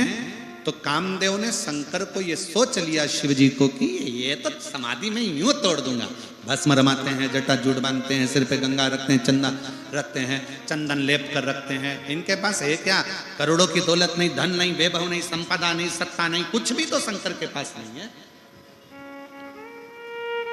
पर कामदेव को समझाए कौन कि शंकर जी के पास में ना वैभव है, ना धन है, ना दौलत है, ना संपदा है, ना सत्ता है, ना सोने का सिंहासन है, ना कुर्सी है। पर शंकर जी के पास जो जाता है वो खाली नहीं जाता है, नहीं होने के बाद भी सब दे देता है।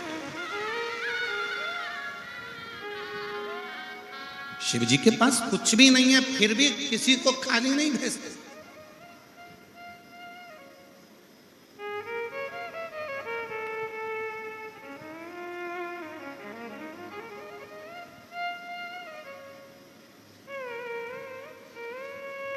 कामदेव शंकर भगवान के लिए शब्दों पर शब्द कहने लगा, शब्दों पर शब्द। एक नौकरी संसार में ऐसी है जिसकी तनख्वाह नहीं देना पड़ती है और पर नौकरी करने वाला समय पर करता है, ड्यूटी पूरी निभाता है, टाइम टू टाइम निभाता है। वो कौन सी नौकरी है? उत्तर तो जल्दी से बोलो रे कांकेर वालों। दुनिया में एक नौकरी ऐसी है जिसकी तनख्वाह नहीं देना पड़ती है और ड्यूटी करने वाला समय टू समय, टाइम टू टाइम ड्यूटी करता है, रात दिन जाकर ड्यूटी करता है और उसकी तनख्वाह किसी को देना नहीं पड़ती है। बोलो वो कौन सी नौकरी है? जल्दी बोलो, उत्तर दो रे कांकेर वालों। कौन बनेगा करोड़पति? उत्तर दीजिए जल्दी से।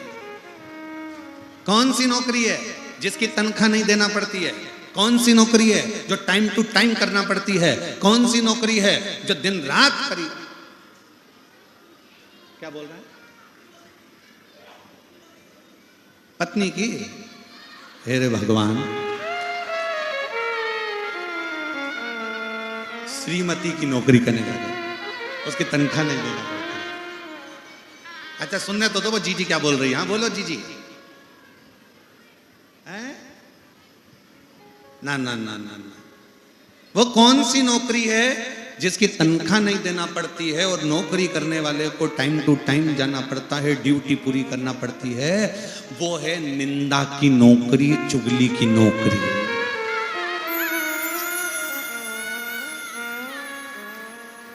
सबकी ड्यूटी खत्म हो जाती है पर चुगल चोटे की ड्यूटी खत्म नहीं होती है।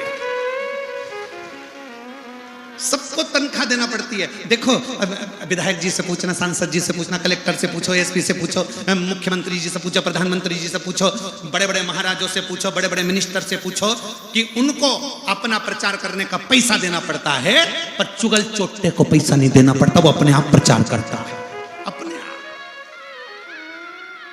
निंदा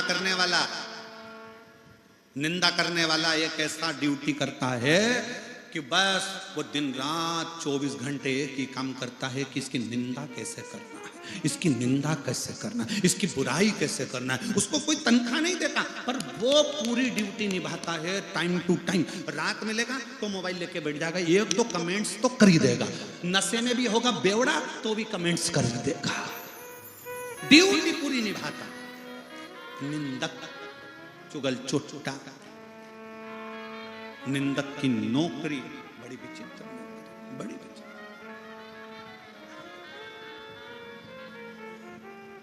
और मेरी जीजियों सावधान, जय जोहार, सावधान।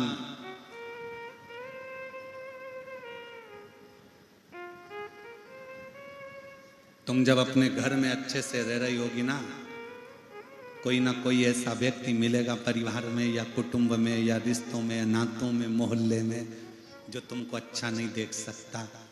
उसका काम भड़काने का है, चुगली करने का है, आग लगाने का है। अच्छा नहीं देखता है। निंदक की नौकरी एक ऐसी नौकरी है जो बिना पैसे के दी होती है, जो दिन भर बैठकर तुम्हारा केवल दुष्प्रचार करता रहता है। इसने ऐसा कर दिया, इसने वैसा कर दिया, उसने ऐसा कर दिया, उसने वैसा कर दिया। शिव महापुराण की कथा कहती है, कामदेव रति के पति हैं, शंकर सती के पति हैं। कामदेव ने सोच लिया कि शंकर की समाधि तो मैं चुटकी में तोड़ सकूं, और दिया तले अंधेरा। अपने ही अपनों को पहचान नहीं पाते, अपने अपनों को नहीं पहचान।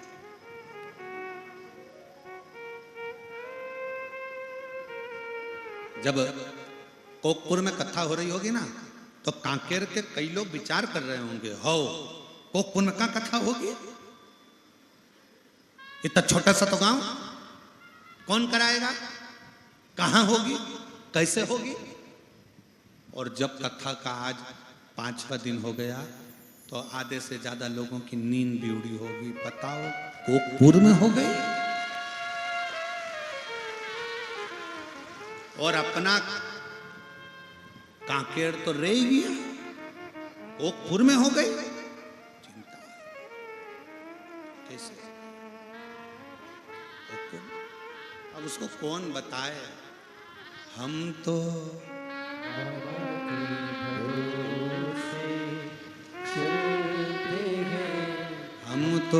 बाबा के भरोसे चलते हैं। ये दुनिया वाले जलते हैं, ये दुनिया वाले जलते हैं। हम तो बाबा के भरोसे चलते हैं, हम तो बाबा के भरोसे चलते हैं। भीतर कामदेव को लगा कि शंकर की समाधि में तोड़ सकता हूं एक चुटकी में, पर कामदेव ये भूल गए, अपने साड़ू भाई को पहचानना भूल गए कि ये शिव है, शंकर है, ओघड़ी है, दयालु है। शंकर भगवान के लिए कामदेव ने कहा इनके पास कुछ नहीं है, पर कामदेव को ये नहीं मालूम कि रावण को सोने की लंका दे देते हैं, भस्मासुर को आशीर्वाद भस्म होने का दे देते हैं, जो अंधकासुर को भी पाताल लोक दे देते हैं, जो चोर को कुबेर बना देते हैं, जो भगवान नारायण को लक्ष्मी दे देते हैं, वो साधारण शंकर नहीं है, जो आता है अपने पास भले कुछ ना हो पर सबको दे देते हैं। और कितने बड़े दानी शंकर भगवान, कितने बड़े दानी कि लंका के राजा रावण शंकर भगवान के सामने आकर खड़े होकर कहते हैं, भोलेनाथ मेरे पास सब कुछ है, अब मुझे कुछ नहीं चाहिए, बस आपकी धर्म पत्नी पार्वती दे दीजिए।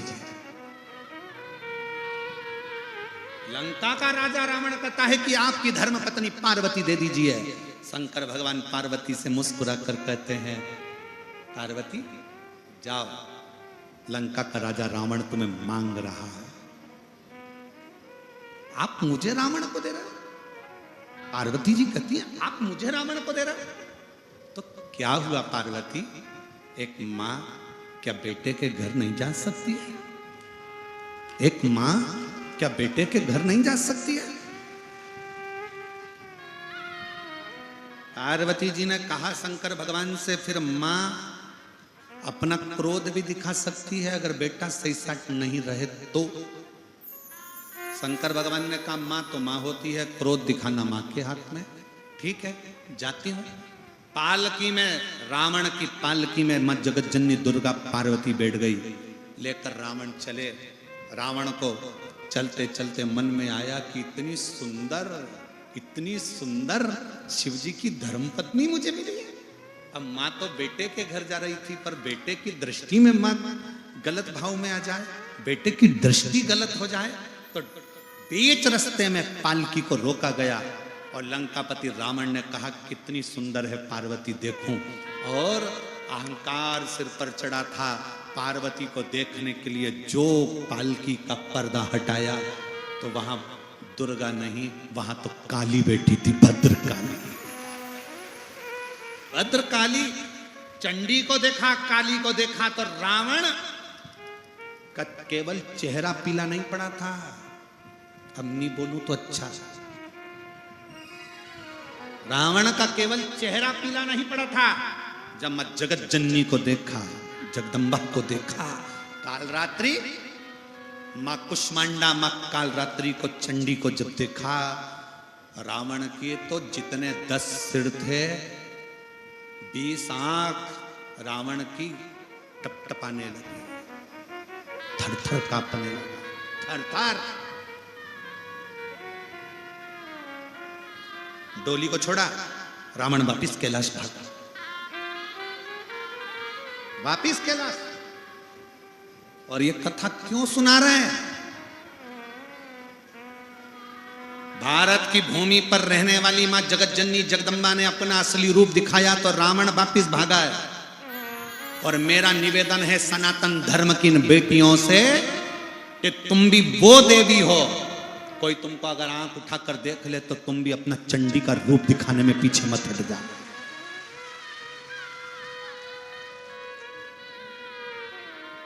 तुम भी अपना चंडी का रूप दिखाने में पीछे मत हटना। तुम भारत की वो बेटी हो। रावण भागा, कैलाश पर गया, शिवजी के पास। शंकर भगवान नेत्र बंद करके बैठे थे। रावण चिल्लाया हर हर। तो तुम क्यों चिल्ला रहे हो? रावण चिल्लाया था। रावण फिर चिल्लाया हर हर महादेव। जैसे रावण चिल्लाया, शंकर जी के नेत्र खुल गए। शिवजी ने पूछा,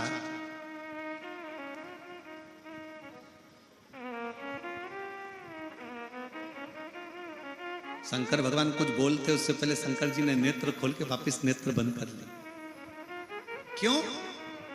कमरे में पिता, माता और बच्चा तीनों हैं। रावण बच्चा है, शंकर जी पिता हैं, जगत जननी मां। बहुत सावधानी से सुनना। जब मां अपने बेटे को जब चंडी बनकर डांटती है ना, तो पिता भी कुछ नहीं बोलते हैं। चुपचाप या तो मुंह ढाक के सोएंगे या फिर अपना मोबाइल चलाते रहेंगे। और बच्चा चिल्ला पापा पापा, क्योंकि पापा को मालूम है चंडी का मुंह कभी भी इधर भी हो सकता है। अभी उधर है, जगदम्बा तुरंत पलट के इधर आ जाएगी तो अपन तो चुप रहो, नहीं तो फिर वही वाली बात आ गई, काल के पंजे से माता बताओ। अभी वो भैया कह रहे थे ना, भैया क्या बोले थे कि जिसकी तनख्वाह नहीं देना पड़ती, कौन सी नौकरी है? तो कहा श्रीमती की नौकरी। तो ये फिर चिल्ला काल के पंजे से मत। शंकर भगवान ने नेत्र बंद कर लिया, वापस खोले, नेत्र बंद करे, क्योंकि शिव जी को मालूम है कि रावण अगर आया है और रावण आएगा, और जगत जननी ने उधर अपना रूप दिखा दिया है। बच्चा अगर चिल्ला रहा है तो मां कुछ हित करना चाहती है, मां बच्चे का कुछ हित करना चाहती है, मां बच्चे को कुछ अच्छा देना चाहती है। बोले नहीं।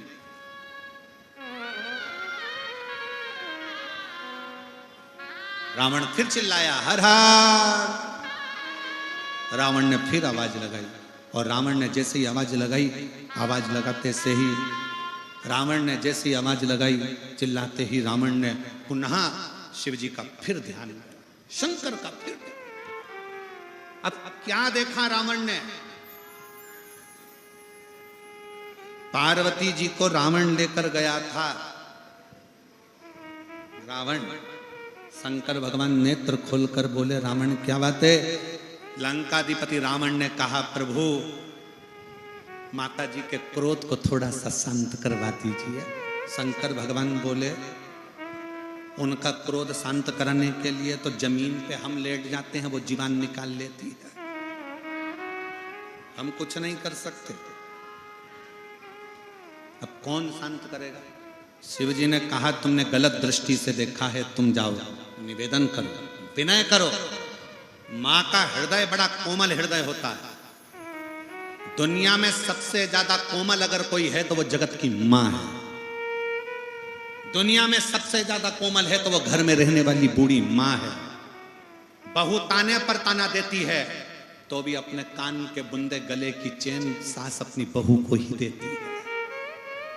बेटा अपशब्द पर अपशब्द करता है तो भी माँ अपने बेटे के लिए दुआ करती है, संतान सप्तमी का व्रत करती है। केवल एक माँ दुनिया में ऐसी होती है जो हजारों ताने सहकर भी देती है। दुनिया में दो माँ, एक अपने घर में रहने वाली बूढ़ी माँ और एक पूरे जगत को दूध पिलाने वाली गौ माँ, गौ माता। कटने के बाद भी दुआ देती है, बेटा मैं बूढ़ी हो गई थी तो कहीं मुझे रख देते, पर मुझे काटते तो नहीं। माँ, जगत की माँ, माँ।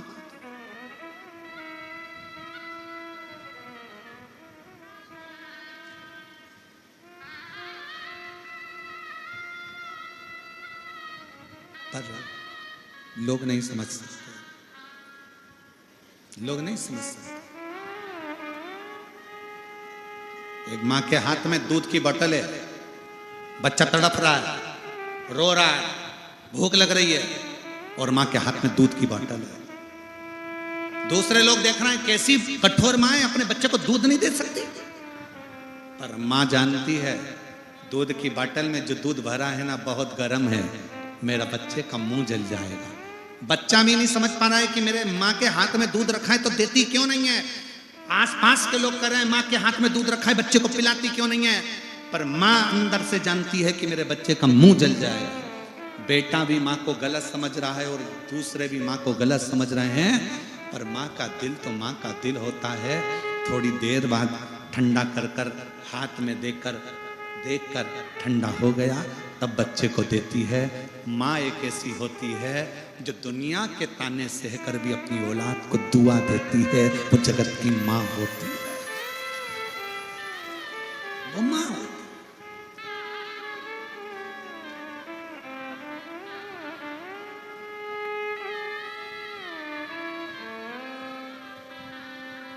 है। एक अवस्था बूढ़ी माँ की आती है जिस समय उसकी आंखें भी थक जाती है। दुख न लागी है माँ तेरी अखियां, नैनों से नींद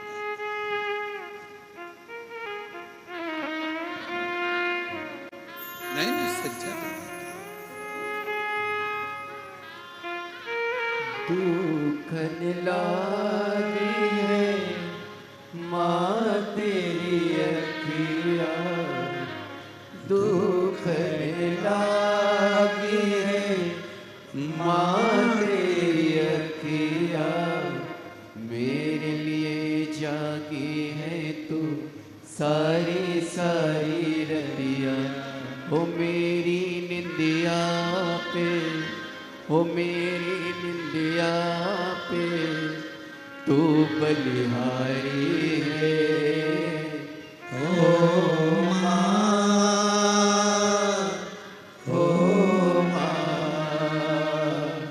ओ माँ, ओ माँ। एक माता का भाव,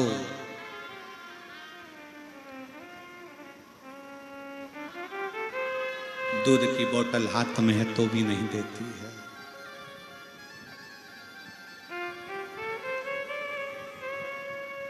वो माँ, तू कितनी प्यारी, तू कितनी भोली, प्यारी प्यारी है।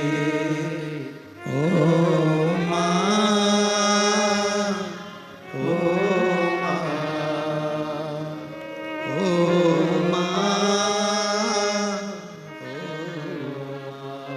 शिव कह रहा है मैं नहीं बोल सकता, तुमने मां का अपमान करा है, तुम जाओ। मैं आज के बेटों से कहना चाहता हूं, दुनिया का दिल दुख गया ना चलेगा, पर अगर मां का दिल दुख गया तो जिंदगी में रोना जरूर पड़ेगा, रोना पड़ता। माता का हृदय ना रो। रावण तुम मुझको कुछ कहता ना चल जाता, पर तू जगत जननी पर गलत दृष्टि दे रहा है, जगदम्बा पर गलत दृष्टि।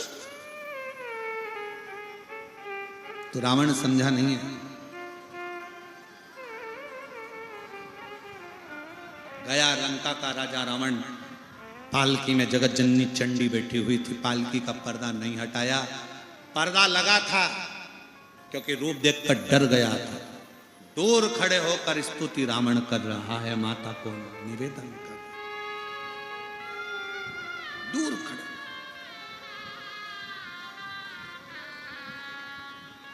पूत कपूत सुने हैं पर ना माता सुनी को माता। हे मां, हम बेटे हैं, गलती हो गई। माँ बेटे का है इस जग में बड़ा ही निर्मल नाता।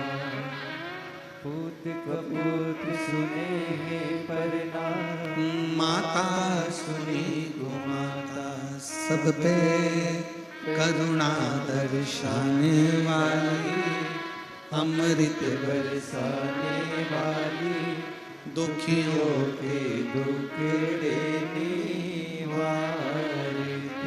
ओ मैया हम सब उतारे तेरी आरती।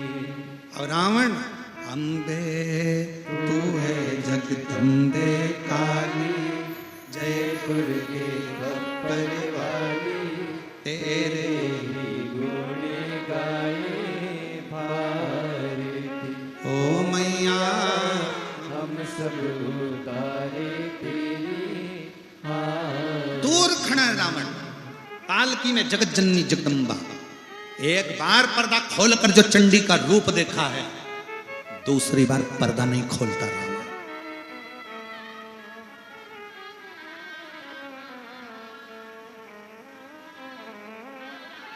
दूसरी बार पर्दा नहीं खोलता रावण। पर्दा खोले तो कैसे कैसे? दूर खड़ा है।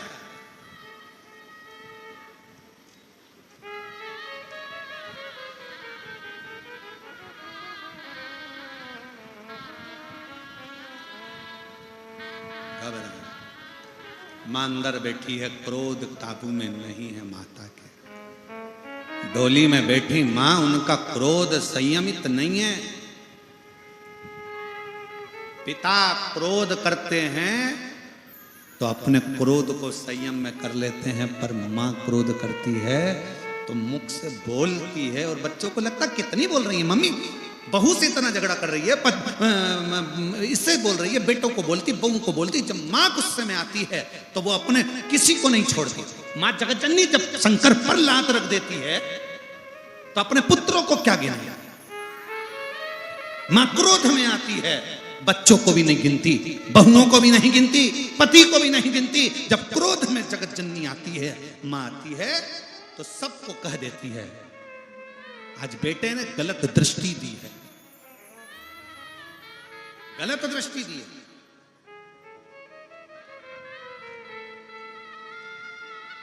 और वो गलत दृष्टि ठीक नहीं है, गलत दृष्टि ठीक नहीं।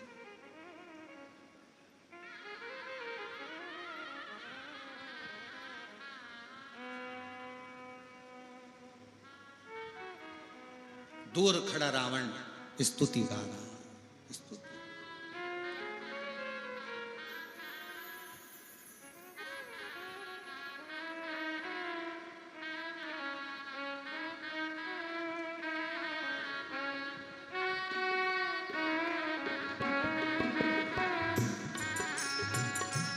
अम्बे तू है जगदम्बे काली, जय दुर्गे बप्पर वाली, तेरे ही गुण गाए भारती।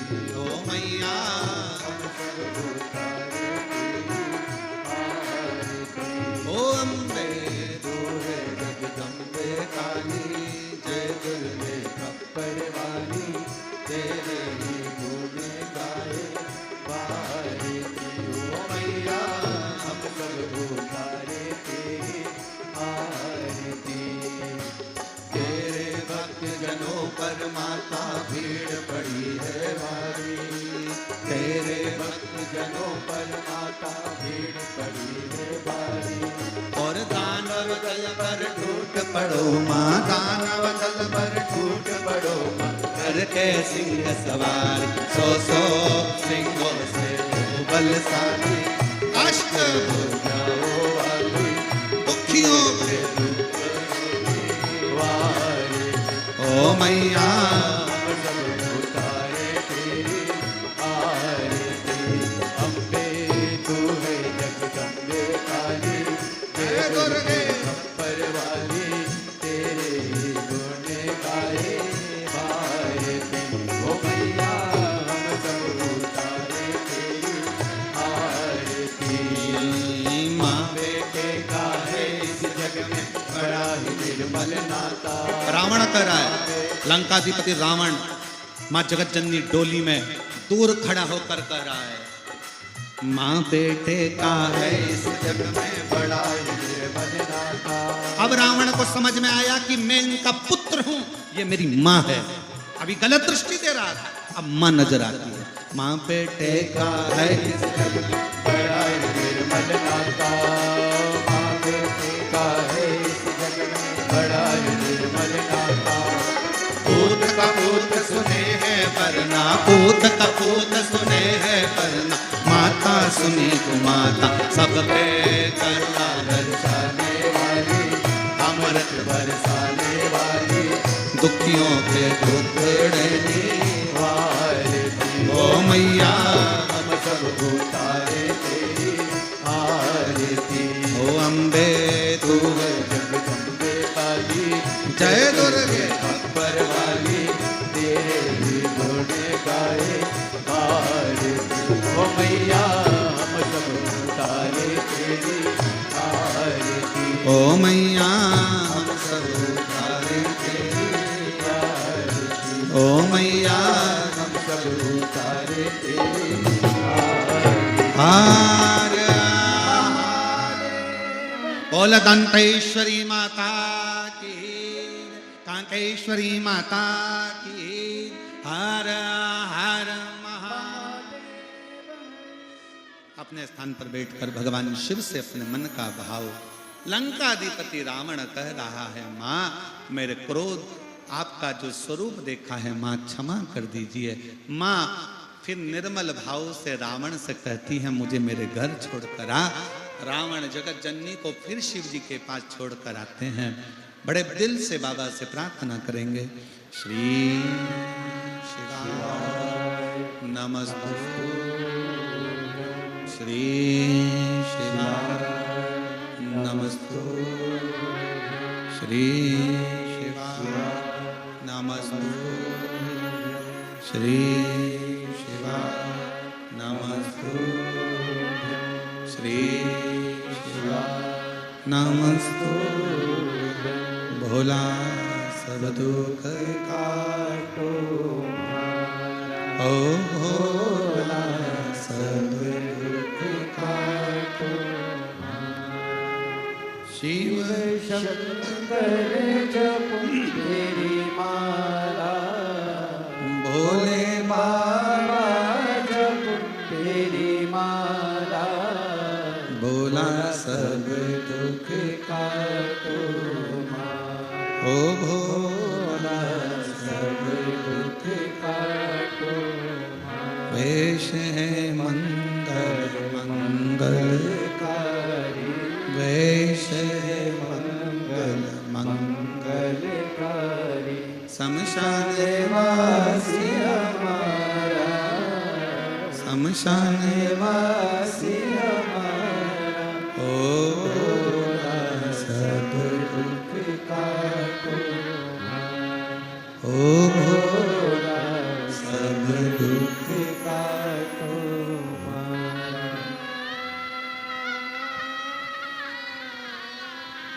भगवान शिव ओगरदानी त्रिकालदर्शी की कथा कहती है। भगवान शिव का आनंदमय भाव लंकापति राम